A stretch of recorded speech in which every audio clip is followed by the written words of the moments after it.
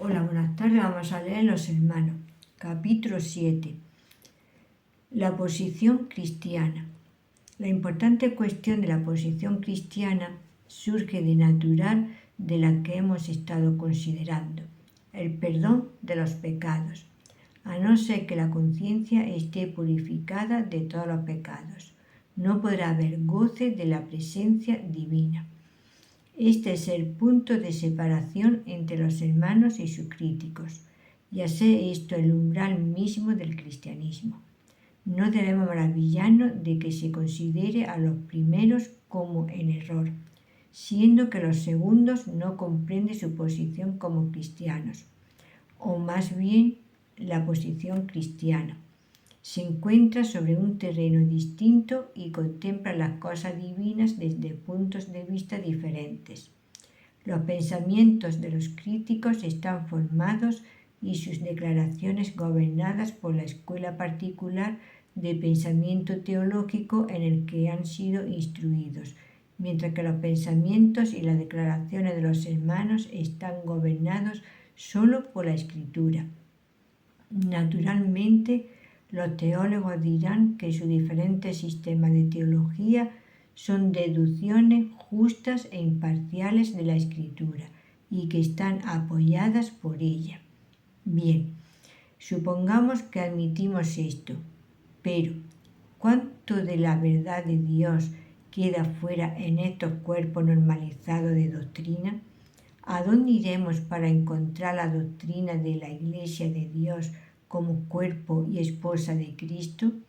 La presencia del Espíritu Santo en la tierra y sus diversas operaciones, la venida del Señor para recibirnos a sí mismo, el arrebatamiento de los santos, las relaciones celestiales del cristiano, la primera resurrección y el reinado milenario de los santos con Cristo por 1000 años, 1 Corintios 12, Efesios 4, Apocalipsis 21, Juan 14, 15, 16, Juan 14, 1 al 3, 1 Tesalonicenses 4, 13 a 18, 1 Corintios 15, 51, 52, Efesios 2, 4 a 6, Colosenses 3, 1 al 4, Apocalipsis 20, 5, 6.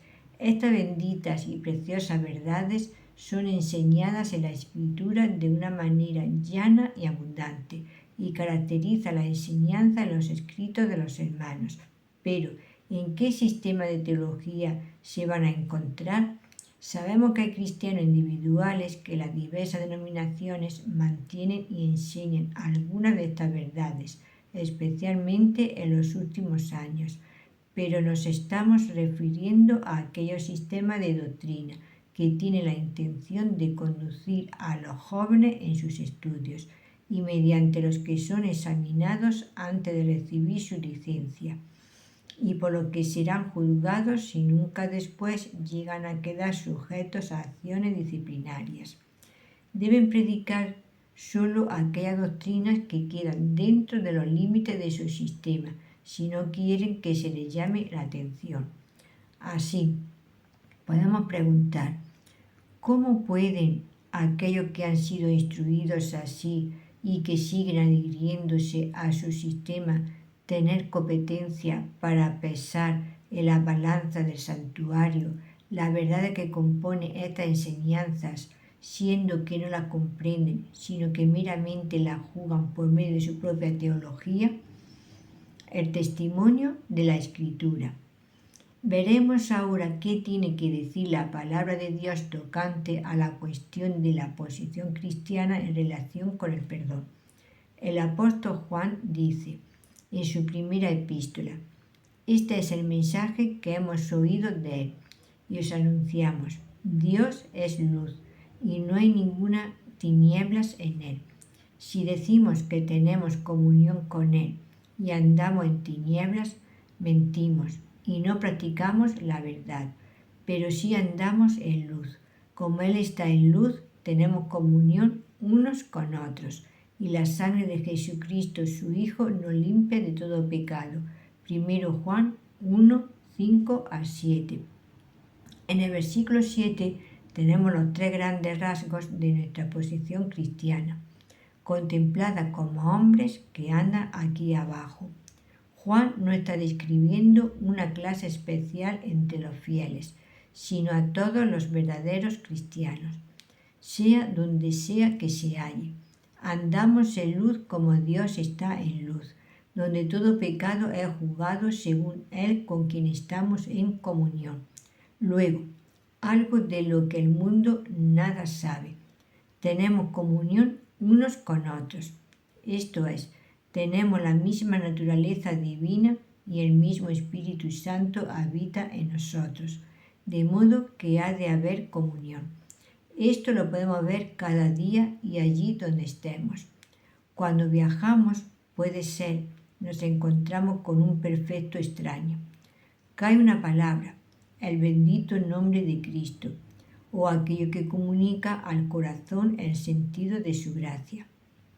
Y tenemos comunión con aquella persona, sencillamente porque allí hay vida divina. Esto es solo natural en la nueva creación de Dios, siendo todos habitados por el mismo Espíritu. Pero además de todo esto, somos purificados de todo pecado. La sangre de Jesucristo, su Hijo, nos limpia de todo pecado. Esto no es traído aquí como provisión para nuestras faltas, como algunos dicen, ni para nuestra restauración diaria.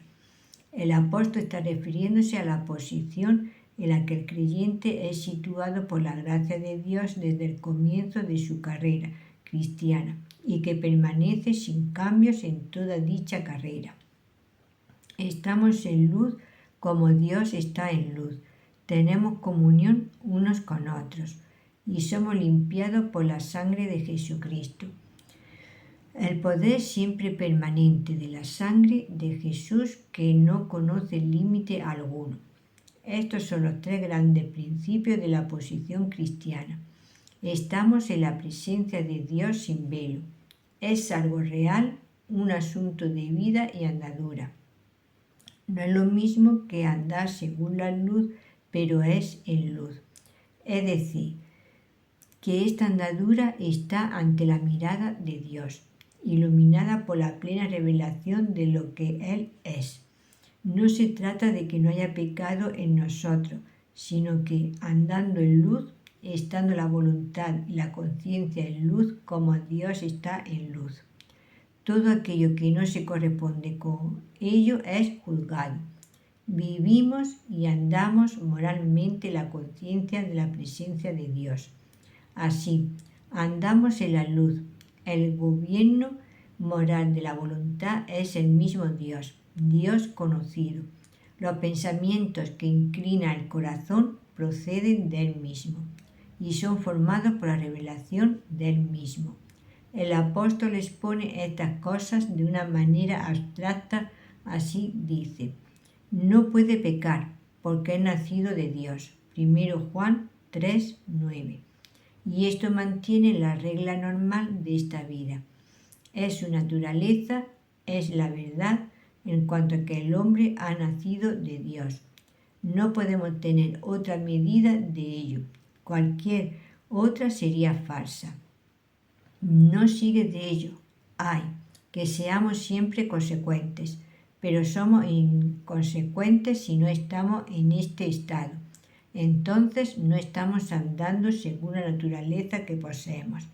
Quedamos fuera de nuestra verdadera condición según aquella naturaleza. Además, andando en la luz como Dios está en la luz, los creyentes tienen comunión unos con otros. El mundo es egoísta. La carne, las pasiones, buscan su propia gratificación. Pero si yo ando en la luz, el yo no tiene lugar ahí. Gozo de la luz y todo lo que veo en ella con otro, y no hay celos. Si otro posee una cosa carnal, yo me quedo privado de ella. En la luz tenemos una coposesión de aquello que Él nos da, y gozamos tanto más de ello compartiéndolo juntos. Esta es una piedra de toque de todo lo que es de la carne. Sentimos la necesidad que hay de lo último, la sangre que limpia de todo pecado, mientras andamos en la luz como Dios está en la luz, con una revelación perfecta que nos ha venido de Él mismo, con una naturaleza que le conoce espiritualmente. Como el ojo es llevado a apreciar la luz, no podemos decir que no tenemos pecado. La luz misma nos contradiría. Pero podemos decir que la sangre de Jesucristo nos limpia perfectamente de dicho pecado.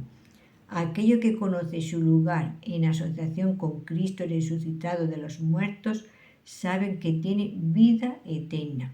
Y esto es resurrección, la muerte, un sepulcro vacío. El mundo, el pecado y Satanás quedan todos detrás del cristiano. El sepulcro de Cristo es el final de cada enemigo. Pero Dios, que es rico en misericordia, por su gran amor con que nos amó, aun estando nosotros muertos en pecados, nos dio vida juntamente con Cristo. Por gracia sois, no seréis, sino sois salvos. Y juntamente con Él nos resucitó y asimismo nos hizo sentar en los lugares celestiales con Cristo Jesús. Efesios 2, 4 al 6. Los resultados de la redención. Antes de dejar la epístola de Juan, observaremos brevemente la enseñanza de los 3 testigos en el capítulo 5. Este es Jesucristo, que vino mediante agua y sangre, no mediante agua solamente, sino mediante agua y sangre. Y el Espíritu es el que da testimonio, porque el Espíritu es la verdad. Y 3 son las que dan testimonio en la tierra: el Espíritu, el agua y la sangre. Y estos 3 concuerdan. Juan tiene su mirada en la cruz. Fue del costado traspasado de Jesús que brotaron la sangre y el agua. Y aquello de lo que dan testimonio es que Dios nos ha dado vida eterna por la muerte de su amado Hijo. Es el juicio de muerte pronunciado y ejecutado. Comparar Romanos 8:3 sobre la carne, sobre todo lo que es del viejo hombre, sobre el primer Adán. No que el pecado del primer Adán estuviera en la carne de Cristo, sino que Jesús murió en ella como sacrificio por aquel pecado, porque cuanto murió, al pecado murió una vez por todas. Aquí tenemos la sangre que expía, el agua que purifica y el Espíritu que habita en nosotros, dando testimonio de su eficacia. Pertenecemos a la nueva creación de Dios. Poseemos vida en resurrección. La sangre de la apropiación nos purifica de todo pecado. El agua de la purificación nos mantiene tan sin mancha como la sangre nos ha limpiado. Y el Espíritu Santo es el poder en la aplicación de estas cosas mediante la fe en la palabra, dándonos el gozo de ambas y dando testimonio porque Él es verdad. Aquello respecto a lo que los 3 dan testimonio queda clarificado y lleno de interés en la siguiente cita. Él vino mediante agua, un poderoso testimonio al brotar del costado de un Cristo muerto, de que la vida no debe ser buscada en el primer Adán, porque Cristo, como asociado con Él, asumiendo su causa, el Cristo venido en la carne, tenía que morir, si no, hubiera permanecido a sola en su propia pureza. La vida tiene que ser buscada en el Hijo de Dios, resucitado de entre los muertos. Pero no fue mediante agua solamente que vino, fue también mediante sangre. La expiación de nuestros pecados fue tan necesaria como la purificación moral de nuestras almas. Y la poseemos en la sangre de un Cristo inmolado. Solo la muerte podía expiarlos, borrarlos. Y Jesús murió por nosotros. La culpa del creyente ya no existe más ante Dios. Cristo se ha puesto en su lugar. La vida está en las alturas y nosotros somos resucitados junto con Él, habiendo Dios perdonado todas nuestras ofensas. El tercer testigo es el Espíritu, mencionado el primero en el orden de su testimonio en la tierra, el último en su orden histórico. En efecto, se trata del testimonio del Espíritu, su presencia en nosotros, lo que nos capacita para apreciar el valor del agua y de la sangre. Nunca habríamos comprendido la significación práctica de la muerte de Cristo si el Espíritu Santo no fuese un poder revelador para el nuevo hombre, tocante a su importancia y eficacia. Ahora, el Espíritu Santo ha descendido de un Cristo resucitado y ascendido, y así conocemos que la vida eterna nos es dada en el Hijo de Dios. El testimonio de estos tres testigos se une en esta misma verdad, esto es, que la gracia, que el mismo Dios nos ha dado la vida eterna, y que esta vida está en su Hijo. El hombre no tenía nada que hacer en todo esto, excepto por sus pecados. La vida eterna es el don de Dios, y la vida que Él nos da está en su Hijo. El testimonio es el testimonio de Dios.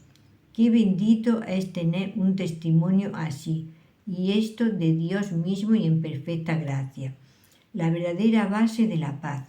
Todo aquel que sea ajeno a una plácida y asentada paz con Dios haría bien en leer los escritos de estos cristianos acerca de esta cuestión.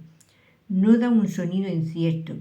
Las dudas y temores que durante tanto tiempo han acosado y aturdido a incluso los más piadosos entre las denominaciones no se han desvanecido totalmente, aunque en estos últimos años muchos cristianos han encontrado más claridad y certidumbre que anteriormente.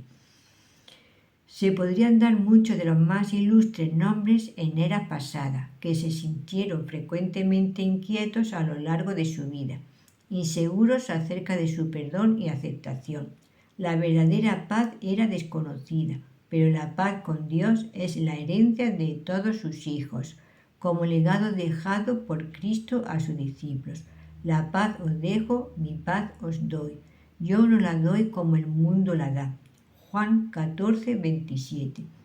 Fue en medio de este mundo, con todas sus pruebas y conflictos, que Él le dio su propia paz, la paz que Él mismo tenía con el Padre mientras andaba en este mundo. Pero, ¿por qué será que tan pocos gozan de esta paz con el Padre que Él gozó? Es nuestra, nos la dejó. No se puede dar otra razón que la incredulidad. No podemos gozar de una bendición antes de creerla. Y Él quería que nosotros gozásemos de esta paz en este mundo, y a pesar del mismo, como Él la gozó. Él es también nuestra paz en el cielo, de modo que es perfecta en la luz, así como en el mundo. Ponderemos las siguientes citas acerca de esta cuestión personal de tanta importancia y el lector podrá juzgar acerca de la enseñanza. Nuestra paz no es meramente algo que gozar dentro de nosotros, sino que es Cristo fuera de nosotros, porque Él es nuestra paz, una expresión de lo más maravilloso. Y si las almas tan solo descansen en esto, ¿habría ansiedad alguna acerca de la plenitud de la paz? Es mi propia culpa si no reposo en ella y gozo de ella. Pero, incluso así, ¿debo dudar de que Cristo sea mi paz? Si dudo, lo estoy deshonrando. Si tuviera yo una balista de riquezas inagotables, ¿por qué iba yo a dudar de mi posición o de mi crédito? No dependería ni de mi riqueza ni de mi pobreza. Todo tiene que ver con los recursos de aquel que se ha hecho responsable de mí. Así es con Cristo. Él es nuestra paz y no puede haber posibilidad alguna de que Él pueda faltar. Cuando el corazón confía en esto, ¿cuál es el efecto? Entonces podemos reposar y gozar de la paz. Pero debo empezar creyéndolo. El Señor, en su gracia, da a su pueblo en ocasiones arrebatos de gozo, pero el gozo puede fluctuar. La paz es o debiera ser algo permanente a lo que el cristiano siempre tiene derecho, y ello es debido a que Cristo es nuestra paz. Es muy importante tener un conocimiento claro de aquello que constituye el fundamento de la paz del pecador en la presencia de Dios. Se asocia tantas cosas a la obra cumplida por Cristo, que las almas se ven hundidas en la incertidumbre y en la oscuridad en cuanto a su aceptación. No discierne el carácter absolutamente establecido de la redención por la sangre de Cristo en su aplicación a sí mismo. Parecen no ser conscientes de que el pleno perdón de sus pecados descansa sobre el simple hecho de haberse cumplido una expiación perfecta, un hecho atestiguado y probado a la vista de toda inteligencia creada mediante la resurrección de entre los muertos, de aquel que es el garante por el pecador. Ellos saben que no hay otro medio de salvarse que la sangre de la cruz, pero los demonios también saben esto y no les aprovecha para nada. Lo que es tan necesario es saber que somos salvos. El israelita no sabe meramente que la sangre era una salvaguardia, sino que sabía que él estaba a salvo. ¿Y por qué estaba a salvo? ¿Acaso por alguna cosa que él hubiese hecho o sentido o pensado? No, en absoluto. Lo sabía porque Dios había dicho: veré la sangre y pasaré de vosotros. El israelita descansaba en el testimonio de Dios. Creía lo que Dios había dicho, porque Dios lo había dicho. Este atestigua que Dios es veraz. Juan 3:33. Observa, querido lector, que el israelita no descansaba en su propio pensamiento ni en sus sentimientos, ni tampoco en su experiencia relativa a la sangre.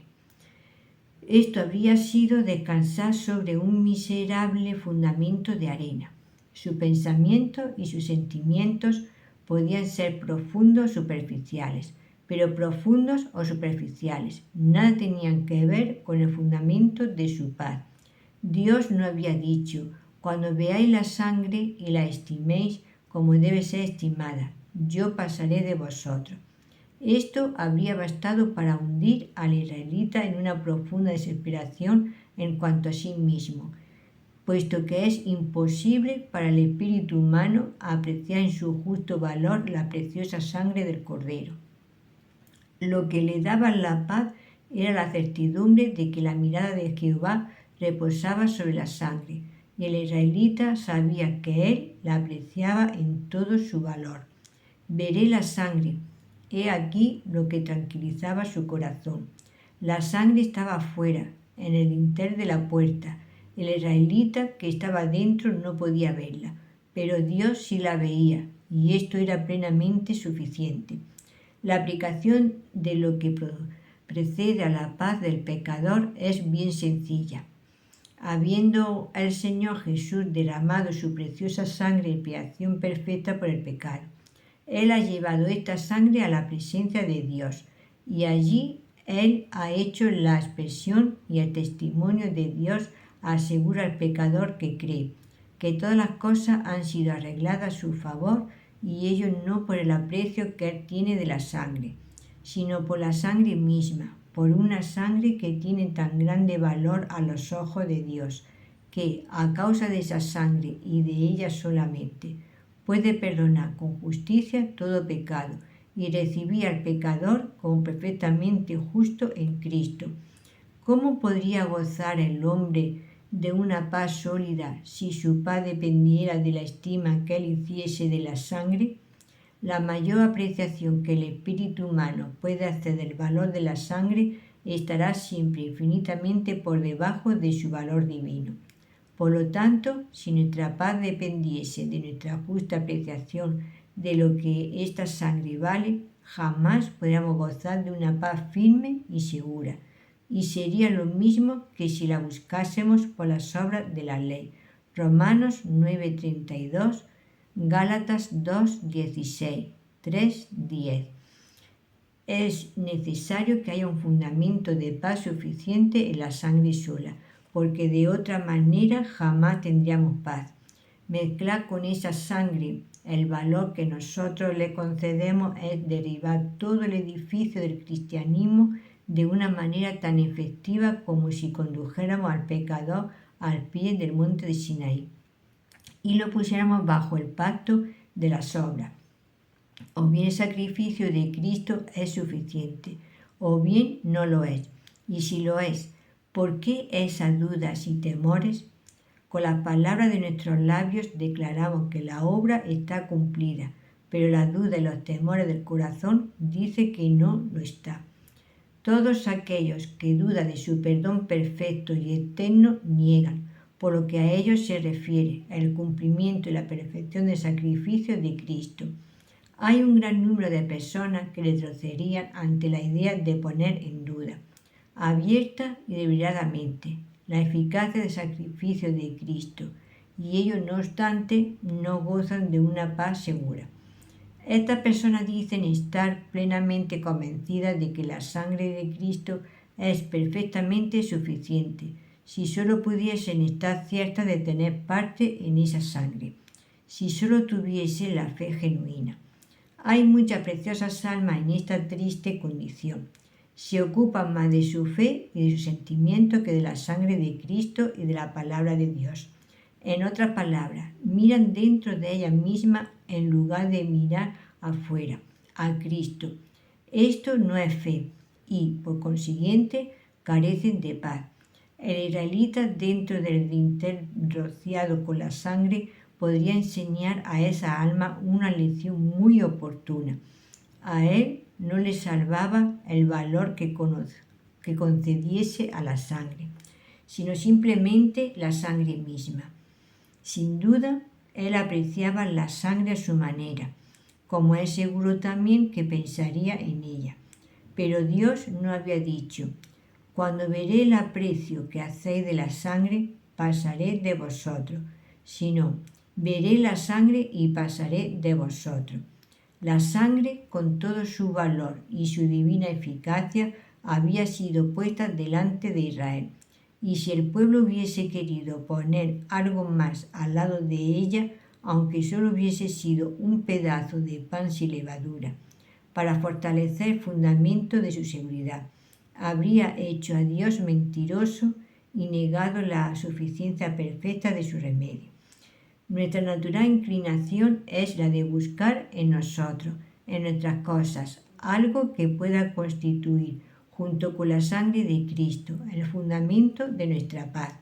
Sobre este punto vital se advierte en muchos cristianos una lamentable falta de claridad y de comprensión, como lo demuestran las dudas y los temores en que se ven atormentados un buen número de ellos. Estamos inclinados a mirar los frutos del Espíritu en nosotros, como si fuesen el fundamento de nuestra paz, en vez de mirar a la obra de Cristo por nosotros. Pronto tendremos la oportunidad de considerar cuál es el lugar que ocupa la obra del Espíritu Santo en el cristianismo. Pero esta obra no nos es presentada nunca en las Escrituras como siendo el fundamento donde se afirma nuestra paz. El Espíritu Santo no ha hecho la paz, es Cristo quien la ha hecho. No se nos dice que el Espíritu Santo es nuestra paz, se nos dice que Cristo es nuestra paz. Dios no envió a predicar la paz por el Espíritu Santo, sino la paz por Jesucristo. Hechos 10:36, Efesios 2:14-17, Colosenses 1:20. Jamás podremos percibir con suficiente sencillez esta diferencia tan importante. Solo por la sangre de Cristo obtenemos la paz, la justificación perfecta y la justicia divina. Él es quien purifica nuestras conciencias, quien nos introduce en el lugar santísimo, el que hace que Dios sea justo recibiendo al pecador que cree, y el que nos da derecho a todos los goces, a todos los honores y a todas las glorias del cielo. Véase Romanos 3, 24-26, 5, 9, Efesios 2, 13-18, Colosenses 1, 20-22, Hebreos 9, 14, 10, 19, 1 Pedro 1, 19, 2, 24, 1 Juan 1, 7, Apocalipsis 7, 14-17. La justicia de la ley y la justicia de Dios. La cuestión que va encabezada por el título que antecede ha dado ocasión de mucha virulencia a muchas buenas personas, pero es difícil para el espectador concebir por qué los cristianos que creen la inspiración plenaria de la Escritura tendría que contender con tanta tenacidad en favor del término teológico, la justicia de Cristo en lugar del que la Biblia emplea, la justicia de Dios. El primero en el sentido teológico. Nunca se emplea en la Escritura, mientras que el segundo es empleado muchas veces. El pasaje que se cita tantas veces, por obediencia de uno, los muchos serán constituidos justos. Romanos 5:19. No hace referencia en absoluto a la relación de Cristo con la ley, sino que es la recapitulación de la tendencia innata. De un lado, una ofensa de Adán, y del otro, de la obra de Cristo, sin descender a detalle. En diversos sistemas teológicos se afirma que la base de nuestra justificación es que Cristo guardó la ley por nosotros, a fin de que esto fuese aceptado en lugar de nuestro fracaso. Esto, dice la moderna teología, es la justicia de Cristo que es imputada al creyente para justificación, su vestido de bodas. Sus transgresiones son perdonadas por el derramamiento de la sangre. Lo primero recibe el nombre de la obediencia activa y lo segundo la pasiva, de Cristo. Cuando se dice que el Espíritu de Dios usa de manera invariable la expresión justicia de Dios, ellos responden, cierto, pero Jesús es Dios. Los hermanos han escrito tanto acerca de esta cuestión y han expuesto tantas escrituras a desarrollarla, que nos resulta difícil hacer una selección. Pero recomendaríamos a los interesados en la cuestión que consulten las obras originales. Creo, dice el señor Darby, y bendigo a Dios por la verdad, que Cristo es nuestra justicia y que por su obediencia somos constituidos justos. Esta es la paz constante de mi alma. Lo importante aquí es el contraste entre la muerte y los padecimientos de Cristo, que han ganado nuestro perdón, y su obediencia como nuestra justicia por la que somos justificados. ¿Qué es así la justicia de Dios y cómo se manifiesta? ¿Cómo participamos de ella? ¿Cómo nos es imputada la justicia? De nosotros se dice que somos la justicia de Dios en Cristo. 2 Corintios 5:21. El apóstol habla de tener la justicia de Dios. Filipenses 3:9. Pero no se dice que la justicia de Dios nos sea imputada. Ni tampoco la justicia de Cristo una expresión escrituraria, aunque ningún cristiano duda de que Él fue perfectamente justo. Con todo, el Espíritu de Dios es perfecto en sabiduría, y sería cosa asombrosa que aquello que es la base necesaria de nuestra aceptación no quedase claramente descrito en la Escritura. Un pasaje parece expresarlo, Romanos 5:18. Pero el lector podrá ver en la versión Reina Valera de 1909 que se trata de una justicia. Así también aparece en el margen de la versión autorizada inglesa.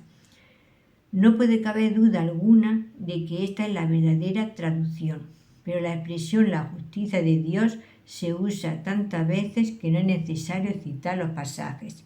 Ahora bien, no es en vano que el Espíritu Santo, al tratar esta cuestión tan importante, nunca emplea una expresión, esto es, la justicia de Cristo, y en cambio usa constantemente la otra, esto es, la justicia de Dios. De esta manera es que aprendemos la corriente del pensamiento del Espíritu. La teología emplea siempre aquello que el Espíritu Santo nunca emplea, y en tal caso no sabe qué hacer de aquello que el Espíritu Santo siempre emplea. El gran mal de todo el sistema teológico es que se trata de una justicia que se exige del hombre como nacido de Adán, aunque otro pueda proveerla. Lo que se provee es la justicia humana. Si Cristo la ha cumplido por mí, sigue siendo lo que yo hubiera debido hacer. Está cumpliendo aquella exigencia que había sobre mí. En la doctrina de la epístola a los romanos vemos que toda la base de nuestra justificación y de toda bendición reside en la muerte, no en la vida de Cristo sobre la tierra, a quien Dios puso como propiciación por medio de la fe en su sangre, con la mira de manifestar en este tiempo su justicia, a fin de que Él sea el justo y el que justifica al que es de la fe de Jesús. Romanos 3, 25 al 26. ¿Quién es justo? Dios. Aquí tenemos este principio de toda importancia. La justicia de Dios significa, en primer lugar, su propia justicia, que Él es justo. No es del hombre, o siquiera la justicia positiva de algún otro, constituida de alguna cantidad de mérito legal, de la que sea investido. La justicia de la que se habla es del hecho de que Dios es justo, y con todo se declara que Él puede justificar al más grande pecador. Pero se dirá aquí que ha de haber una base para esto, que permita que sea justo perdonar y justificar. La justicia tiene un doble sentido. Yo soy justo, digamos, al premiar o al perdonador o al perdonar, pero esto supone un derecho que haga que sea justo que yo lo haga así, un mérito de alguna clase. Si yo he prometido algo o moralmente se debe algo a la justicia, soy justo al darlo. Así, para que Dios sea justo al perdonar y justificar, tiene que haber algún motivo moral adecuado para ello. En el pecador, desde luego, no lo había. En la sangre de Cristo sí lo había. Y Dios, habiéndolo establecido a Él como propiciatorio, la fe en su sangre vino a ser el camino de la justificación. Esto exhibe la justicia de Dios al perdonar. Así aceptado, estoy ante Dios sobre la base de su justicia. Se ha dicho con frecuencia de los hermanos que dan valor a la vida de Cristo, que pasa por encima de ella como si no fuese de valor para el hombre ni de gloria para Dios. Es cierto que no toma la vida de Jesús antes de su muerte como la base de nuestra justificación, porque Él mismo dice, de cierto digo, que si el grano de trigo no cae en la tierra y muere, queda solo, pero si muere, lleva mucho fruto. Juan 12, 24. Pero es falso decir que dejan de lado la vida de Cristo como si significado para nosotros. Aquí, una vez más, dice el señor Kelly, entendámonos, ¿acaso negamos por un momento la sujeción del Señor Jesús a la ley de Dios? No lo quiera Dios. Naturalmente que Él cumplió la ley. Él glorificó a Dios en cada forma posible en el cumplimiento de la misma. Este no es un punto de controversia entre cristianos. No es creyente quien suponga que Cristo faltó en cualquier acto de su vida, que no cumplió de una manera íntegra y bendita con la ley de Dios, o que el resultado pudiera ser de poco valor para Dios o el hombre. ¿Niego yo acaso que el camino, la andadura, la vida de Jesús, la glorificación de Dios en todos sus caminos, tenga gran valor para nosotros? No lo quiera Dios. Tenemos a Jesús íntegramente y no en parte. Tenemos a Jesús en todo lugar. No estoy conteniendo ahora en absoluto en contra de la preciosa verdad de que siendo Cristo nuestra aceptación, tenemos a Cristo como un todo. Tenemos obediencia ininterrumpida, toda su vida entera, y el grato aroma de la misma para Dios forma parte de la bendición que pertenece a cada hijo de Dios. Creo en ella, me regocijo en ella, doy gracias a Dios por ella, confío yo de manera continua. Pero la cuestión que contemplamos es otra muy distinta. Dios se emplea para su propia gloria y para nuestras almas todo lo que Jesús hizo y padeció. La verdadera cuestión es, ¿cuál es la justicia de Dios? Esta cuestión tiene que resolverse no por opiniones, sentimientos, imaginaciones, tradiciones, no por lo que se predique o reciba, sino por lo que está escrito, por la palabra de Dios. Aquí tenemos la respuesta de Dios. Ahora, aparte de la ley, se ha manifestado la justicia de Dios. Romanos 3:21. No puede darse un lenguaje más absoluto y preciso. Lo que el Espíritu Santo emplea es una expresión que pone la ley totalmente a un lado, por lo que respecta a la justicia divina. El Espíritu Santo ha estado hablando acerca de la ley y de la ley condenando al hombre. Ha expuesto que la ley exigía justicia, pero que no podía encontrarla. Este es otro orden de justicia, no del hombre, sino de Dios. Y además, totalmente aparte de la ley en cualquier forma. ¿Qué momento más adecuado para decirlo, si esta hubiera sido la buena nueva de Dios, que Jesús vino a obedecer la ley por nosotros, y que Dios toma esto como su justicia, para que cada hombre pueda estar en ella? ¿Y por qué no se dice así entonces? Porque no es la base ni el carácter ni naturaleza de la justicia de Dios. Esta justicia es totalmente aparte de la ley. Por tanto, esto es lo que aquí se dice.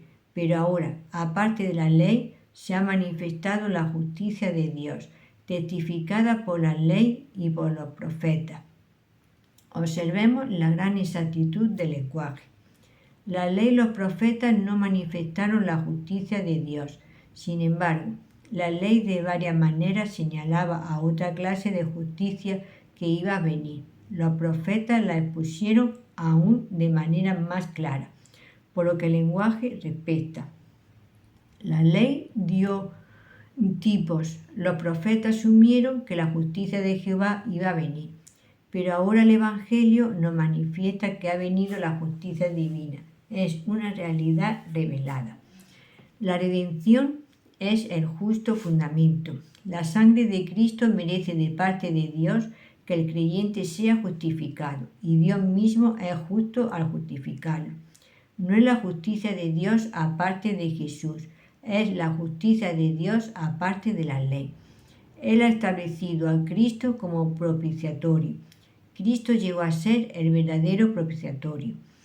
Dios lo entregó a él en sacrificio por el pecado, para que por la ofrenda de su cuerpo, hecha una vez para siempre, cada alma que cree en él pudiera ser santificada. Más aún que esto, porque con una sola ofrenda hizo perfecto para siempre a los santificados. Hebreos 10:14. Esto ha sido efectuado en su muerte. Él vino no meramente a cumplir la ley, sino toda la voluntad de Dios, por la cual voluntad somos santificados por la ofrenda del cuerpo de Jesucristo una vez para siempre. Aquí tenemos entonces la justicia de Dios desarrollada en la forma más simple y clara. Significa que Dios es justo y que justifica en virtud de Cristo. Él es justo porque el pecado ha sido afrontado en la cruz. El pecado ha sido juzgado por parte de Dios. Cristo sufrió e hizo expiación por el pecado. Más aún, el Señor Jesús ha exaltado a Dios hasta tal punto y tanto ha glorificado su carácter que hay ahora una deuda positiva del otro lado. En lugar de estar la obligación, por así decirlo, totalmente del lado del hombre, Dios se ha interpuesto ahora. Y habiendo sido exaltado de tal manera en el hombre Cristo Jesús en su muerte, es ahora positivamente justo cuando justifica el alma que cree en Jesús. Por consiguiente, es la justicia de Dios, porque Dios está así mostrándose justo respecto a los derechos de Cristo. Sometimiento a la palabra de Dios. La gran causa de desacuerdo entre los hermanos y las denominaciones acerca de las doctrinas principales del cristianismo surge de la diferencia en sus normas. Los unos y las otras profesan ser guiados por la Escritura, pero los primeros se sujetan a la desnuda simplicidad y autoridad de la palabra de Dios, y las otras a doctrina deducida de la misma, y creen ellos en conformidad a ella. Los unos pueden ser tan sinceros como los otros, pero sus normas de referencia no son las mismas. Por ello, nunca pueden estar de acuerdo ni ver las cosas bajo la misma luz. Los unos tienen que considerar a los otros como estando en un error. La cuestión es, ¿quién tiene la verdadera regla? Todas las expresiones humanas de la verdad, dicen los hermanos, han de ser inferiores a la Escritura, incluso cuando son derivadas de ella, pero suponiendo que todo lo que pertenece a sus credos sea correcto. Es como un árbol hecho en lugar de un árbol en crecimiento. La palabra de verdad en sus operaciones vivientes le da en relación con Dios, en relación con el hombre, con la conciencia, con la vida divina, y es por ello algo totalmente distinto. En toda esta controversia hay de parte de los críticos de los hermanos un evidentemente alejamiento de la llana palabra de Dios. Cuando se ven los resultados de una sujeción total a la palabra de Dios, hay vacilaciones, una indisposición a someterse a las justas conclusiones de la verdad. Hay muchos cristianos en las denominaciones que creen que los hermanos tienen la razón por lo que respecta a la Escritura, pero unirse con ellos significaría perder una posición en la sociedad que todavía no están dispuestos a abandonar. Sin embargo, la conciencia puede sentirse agitada, pero la mente, razonando, dice, ¿estaría bien abandonar una escena de utilidad como la que tengo? ¿Podría hacer el mismo bien uniéndome a los hermanos, siendo que en todas partes se habla en contra de ellos? Estos razonamientos tienen más poder sobre algunos por el poder de Satanás que la llana palabra de Dios, pero los tales se olvidan que el obedecer es mejor que los sacrificios y el prestar atención que la grosura de los carneros. 1 Samuel 15:22. Y, como dice el profeta, dejad de hacer lo malo. Isaías 1:16. Este ha de ser el primer paso cuando nos encontramos en una posición falsa. Luego se dará luz para lo segundo, cuando se haya dado el primer paso en fe, aprender a hacer el bien. Versículo 17. Luego el apóstol dice, aborrecer lo malo, seguir lo bueno. Romanos 12:9. Aquí el lenguaje es mucho más enérgico que los profetas porque es Cristo el que está en cuestión. No debemos solo cesar del mal, sino aborrecerlo. Y no debemos meramente oír y aprender, sino también seguir lo bueno. No hay necesidad de vacilaciones respecto a nuestro camino cuando hayamos descubierto que nuestra posición es falsa. La palabra de Dios es llana. Dejad de hacer lo malo, pero no hay muchos vencedores. No muchos que estén dispuestos a vencer las dificultades familiares, congregacionales y del ciclo social. Esta es la verdadera razón por la que muchos se mantienen alejados de los hermanos e intentan encontrar algún error en su doctrina o inconsecuencia en su andar, que les justifique en no tener nada que ver con ellos. Para algunos la dificultad reside en el mundo, porque se trata de un abandono del mundo religioso así como del social. Una profunda sima, profunda y ancha, separa el terreno divino del humano. Cruzarlo significa abandonar tras nosotros el mundo y la religión que aprueba. Lo uno está al lado celestial del sepulcro de Cristo, lo otro está en el lado terrenal.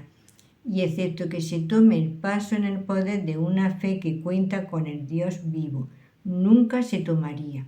Pero el cristiano acostumbrado a andar en comunión con Dios buscará en su palabra la guía para todo. No tiene nada más con que contar. Las enseñanzas de los hombres le pueden servir de instrucción, pero la fe solo puede descansar en la palabra de Dios, tanto si se trata de una cuestión de doctrina o de práctica, de servicio o de culto. Ha de acudir a la palabra, y si no puede encontrar allí direcciones para lo que se propone, tiene que detenerse hasta que las encuentre. Toda la escritura es inspirada por Dios y útil para enseñar, para redarguir, para corregir, para instruir en justicia, a fin de que el hombre de Dios sea perfecto, enteramente preparado para toda buena obra. 2 Timoteo 3, 16, 17. Si la obra a la que estamos dedicados o que nos proponemos es buena, encontraremos instrucciones para nuestra guía en la palabra de Dios. Respecto a la autoridad de la palabra, es del mayor interés ver que la consagración de los sacerdotes, así como en toda la gama de los sacrificios, como traído de inmediato bajo la autoridad de la palabra de Dios. Y dijo Moisés a la congregación: esto es lo que Jehová ha mandado hacer. Levítico 8:5. Y de nuevo, Moisés dijo: esto es lo que mandó Jehová, hacerlo, y la gloria de Jehová se os aparecerá. Levítico 9:6. Que esta palabra penetre en vuestros oídos, que no sea ponderada con cuidado y oración. Son palabras sin precio.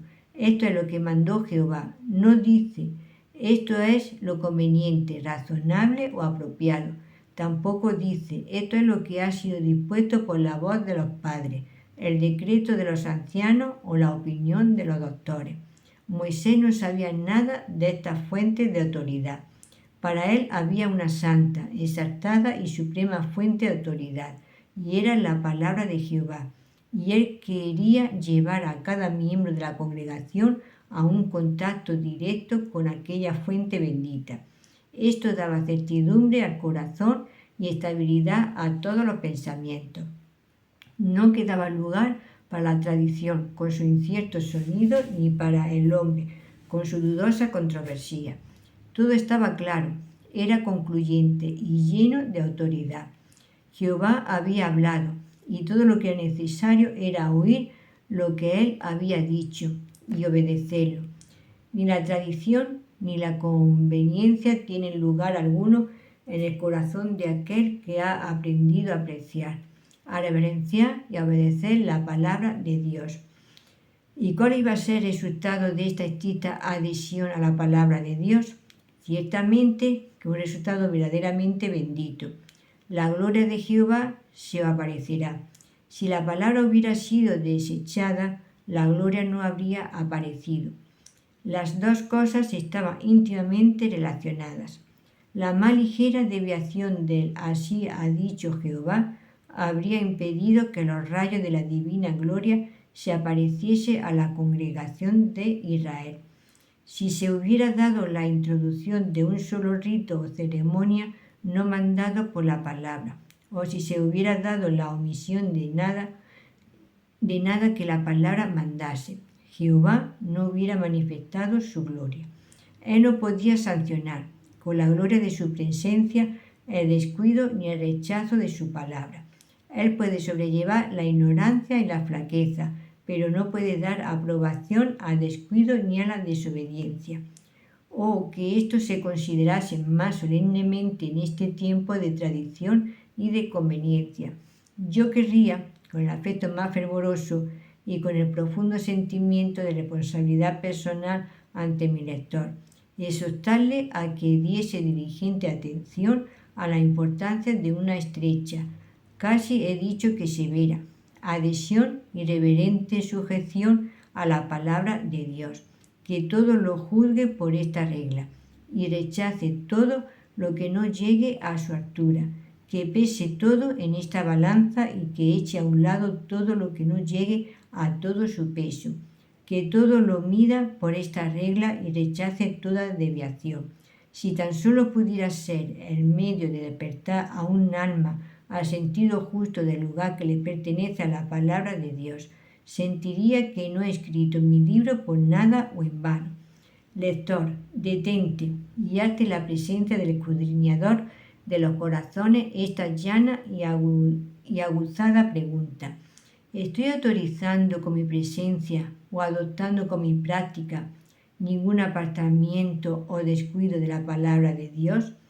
Haz de esto una cuestión personal y solemne delante de Dios. Cerciórate de esto, es de la mayor importancia. Si descubre que has estado en absoluto conectado o involucrado en algo que no lleva el sello claro de la aprobación divina, recházalo en el acto y para siempre.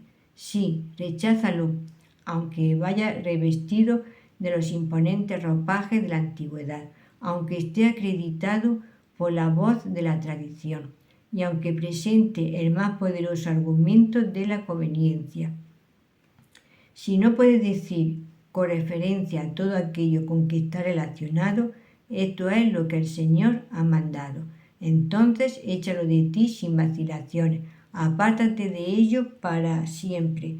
Recuerda estas palabras. De la manera que hoy se ha hecho, mandó hacer Jehová. Sí, recuerda de la manera que mandó hacer el Señor. Cuídate de relacionar esto con tus caminos y asociaciones y que nunca se separe de ellos. Si te ha gustado, le puedes dar a la campanita y un like, sígueme. Y también podéis seguir en TikTok como Las Cosas de Abby. Mi nombre es María Virtud de Berenguer Segura.